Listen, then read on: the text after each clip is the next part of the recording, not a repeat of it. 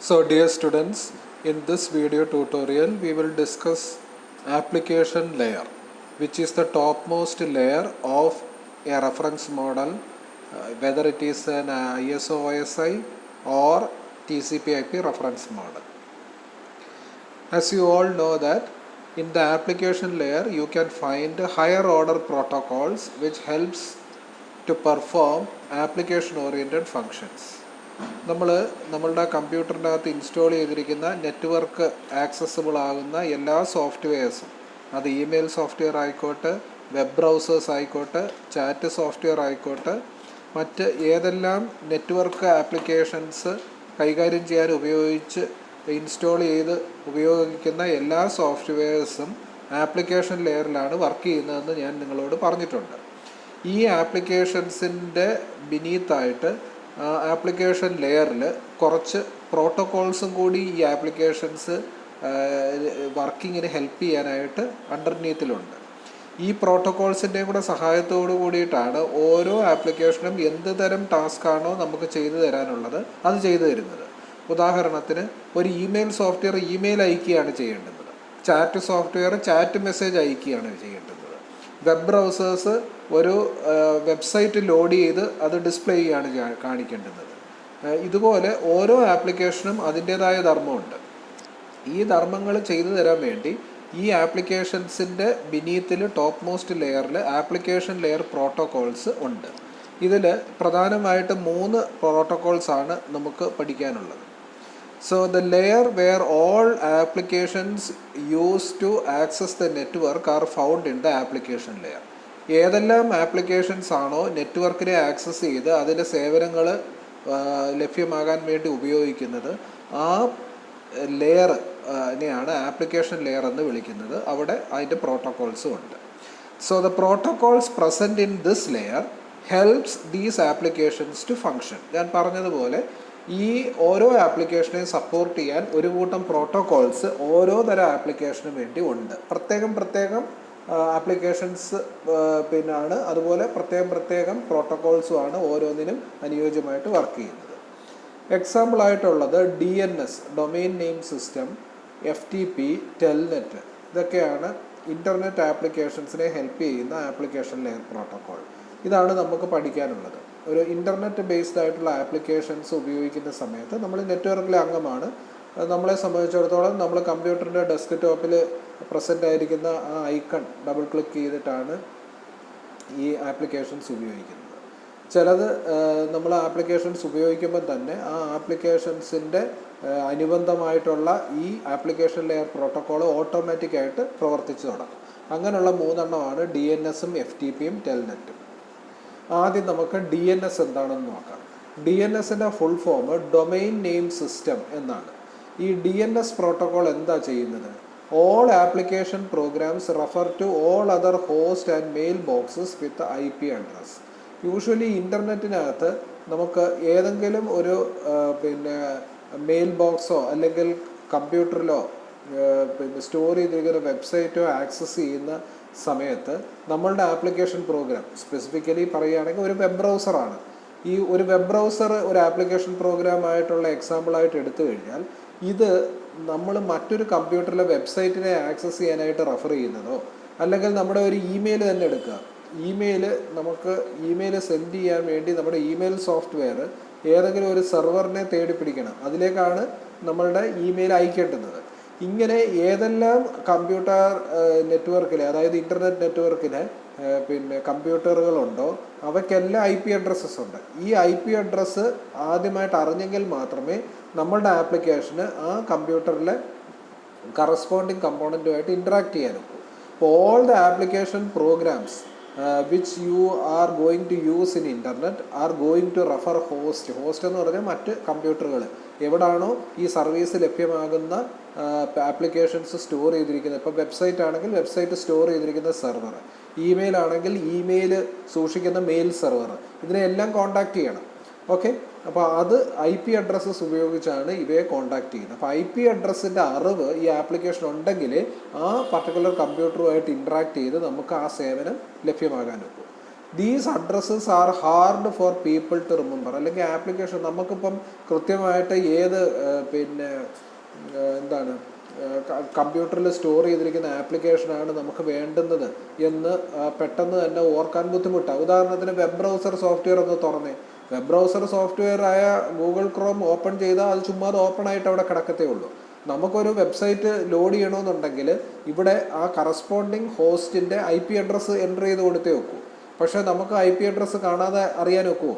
ഒരു ന്യൂമറിക്കൽ ഫോമിൽ അറിയാൻ ഒക്കുമോ? അറിയാമെങ്കിൽ ആ IP അഡ്രസ്സ് വേണം നമ്മുടെ വെബ് ബ്രൗസറിൻ്റെ വിൻഡോയിൽ നമ്മൾ ടൈപ്പ് ചെയ്ത് കൊടുക്കാൻ. പക്ഷേ നമ്മൾ IP അഡ്രസ്സ് ന്യൂമറിക്കൽ വാല്യൂവിലാണോ എൻ്റർ ചെയ്യുന്നത്? അല്ല. എന്തുകൊണ്ടാണ്? ഈ അഡ്രസ്സ് ന്യൂമറിക്കൽ വേയിൽ ഓർത്ത് വെച്ച് ഇരിക്കാൻ പാടാണ്. നമുക്ക് ഏതെങ്കിലും ഒരു വെബ്സൈറ്റിൻ്റെ കറസ്പോണ്ടിങ് ആയിട്ടുള്ള IP അഡ്രസ്സ് ഓർത്തിരിക്കാൻ ഒക്കുമോ? പാടാണ്. അങ്ങനെ ആയിരക്കണക്കിന് IP അഡ്രസ്സുകൾ നമുക്ക് ഓർത്തിരിക്കാൻ ന്യൂമറിക്കൽ ഡാറ്റ ആയതുകൊണ്ട് പാടായതുകൊണ്ട് നമ്മൾ ആ വെബ്സൈറ്റിൻ്റെ അഡ്രസ്സ് സാധാരണ ഇംഗ്ലീഷ് ലെറ്റേഴ്സ് ഉപയോഗിച്ച് www.yahoo.com, www.philips.com, www.naibunya.in ഇങ്ങനെയൊക്കെയുള്ള ഒരു അഡ്രസ്സാണ് നമ്മൾ ഈ പറയുന്ന വെബ് ബ്രൗസർ ആപ്ലിക്കേഷനകത്ത് അഡ്രസ്സിൽ ടൈപ്പ് ചെയ്ത് എൻ്റർ ചെയ്ത് കൊടുക്കുന്നത്. യഥാർത്ഥത്തിൽ ഇത് എൻ്റർ ചെയ്ത് കൊടുക്കുന്ന എന്തിനാണ്? ഏതോ ഒരു കമ്പ്യൂട്ടറിനെ റെഫർ ചെയ്യുക. പക്ഷേ കമ്പ്യൂട്ടറിന് എന്തുണ്ട്? കമ്പ്യൂട്ടറിന് IP അഡ്രസ്സേ ഉള്ളൂ. അല്ലാതെ ഇങ്ങനെയുള്ള ടെക്സ്റ്റ് ബേസ്ഡ് ആയിട്ടുള്ള ഒരു അഡ്രസ്സും ഇല്ല. ന്യൂമറിക്കൽ അഡ്രസ്സാണ് എല്ലാ കമ്പ്യൂട്ടറിനും ഉള്ളത്, അല്ലെങ്കിൽ IP അഡ്രസ്സാണ്. പക്ഷേ ഇത് നമ്മളെ സഹായിക്കുന്ന ഒരു പ്രോട്ടോക്കോളാണ് ഈ DNS എന്ന് പറയുന്ന പ്രോട്ടോക്കോൾ, അല്ലെങ്കിൽ അതിന് അസോസിയേറ്റഡ് ആയിട്ടുള്ള സിസ്റ്റം. ഈ പ്രോട്ടോക്കോൾ അസോസിയേറ്റ് ചെയ്ത് വർക്ക് ചെയ്യുന്ന സിസ്റ്റത്തെയാണ് ഡൊമെയിൻ നെയിം സിസ്റ്റം എന്ന് പറയുന്നത്. അല്ലെങ്കിൽ ഡൊമെയിൻ നെയിം സിസ്റ്റം പ്രോട്ടോക്കോൾ നമ്മളുടെ വെബ് ബ്രൗസറിലും ഇമെയിൽ സോഫ്റ്റ്വെയറിലും എല്ലാം ഉണ്ട്. ഇതെന്താണ് ഈ സിസ്റ്റത്തിൻ്റെ പ്രത്യേകത? നമ്മളുടെ ആപ്ലിക്കേഷനിൽ ആ DNS പ്രോട്ടോക്കോൾ ഉണ്ട്. ആ DNS പ്രോട്ടോക്കോളിൻ്റെ പ്രവർത്തനം യഥാർത്ഥത്തിൽ ഒരു സിസ്റ്റമാണ് വർക്ക് ചെയ്യുന്നത്. ഓക്കെ, നിങ്ങളുടെ വെബ് ബ്രൗസറിലും പിന്നെ മറ്റ് പല കമ്പ്യൂട്ടറിലായിട്ട് വ്യാപിച്ച് കിടക്കുന്ന ഒരു ഡൊമെയിൻ നെയിം സിസ്റ്റം ചേർന്നിട്ടാണ് DNS പ്രോട്ടോക്കോളിൻ്റെ പ്രവർത്തനം നടക്കുന്നത്. ആ പ്രവർത്തനം കൊണ്ടാണ് നമുക്ക് കൃത്യമായിട്ടുള്ള വെബ്സൈറ്റ് ഏതാണെന്ന് ബേസ് ചെയ്ത് ലോഡ് ചെയ്യുന്നത്. So consequently ASCII names are introduce to decouple machine names from machine addresses. അപ്പോൾ നമുക്ക് ഈ അഡ്രസ്സുകൾ പ്രയാസമാണ് ഓർത്തിരിക്കാൻ എന്നുള്ളത് കൊണ്ട് ASCII നെയിം സിസ്റ്റം ഉപയോഗിച്ചുകൊണ്ടുള്ള വെബ്സൈറ്റ് അഡ്രസ്സുകളും അല്ലെങ്കിൽ URL ആണ് നമ്മൾ ഉപയോഗിക്കുന്നത്. ഉദാഹരണത്തിന് ഒരു മെയിൽ അയക്കണമെങ്കിൽ tom@128.111.24.41 എന്ന് ഓർത്ത് വെക്കാൻ പ്രയാസമാണ്. എന്നാൽ നേരെ മറിച്ച് tom@art.ucsb.edu ഏതോ ഒരു എഡ്യൂക്കേഷണൽ ഇൻസ്റ്റിറ്റ്യൂഷനിലെ ഒരു പ്രൊഫസറുടെ നമ്പറാണ്, ഇമെയിൽ ID ആണ്.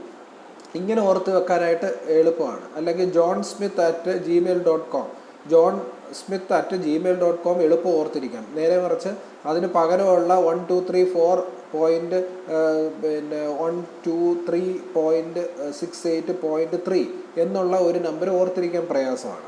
അപ്പോൾ ഇങ്ങനെയുള്ള ഈ ന്യൂമറിക്കൽ ഫോമിലുള്ള അഡ്രസ്സ് ഓർത്തിരിക്കാൻ പ്രയാസമായതുകൊണ്ടാണ് ഈ ASCII നെയിംസ് റിലേറ്റഡ് ആയിട്ടുള്ള URL സിസ്റ്റം ഉള്ളത്.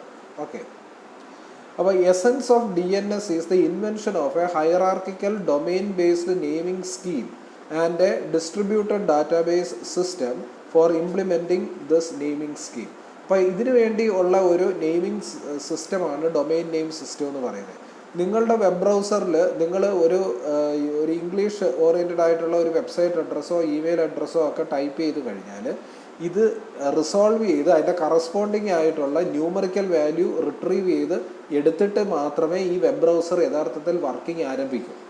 അതിനു വേണ്ടി ബിനീത്തിൽ വർക്ക് ചെയ്യുന്ന ഈ DNS പ്രോട്ടോക്കോളും DNS സിസ്റ്റവും ആണ് ഈ റെസല്യൂഷൻ നടത്തുന്നത്. റെസല്യൂഷൻ എന്ന് പറഞ്ഞു കഴിഞ്ഞാൽ നിങ്ങൾ എൻ്റർ ചെയ്യുന്ന ഇംഗ്ലീഷ് ഓറിയൻറ്റഡ് ആയിട്ടുള്ള പേരിൽ നിന്ന് ന്യൂമറിക്കൽ വാല്യൂ ഉള്ള പേര് തിരിച്ചറിയുന്ന ഒരു system fraction of A second കൊണ്ട് നടക്കുന്നുണ്ട്.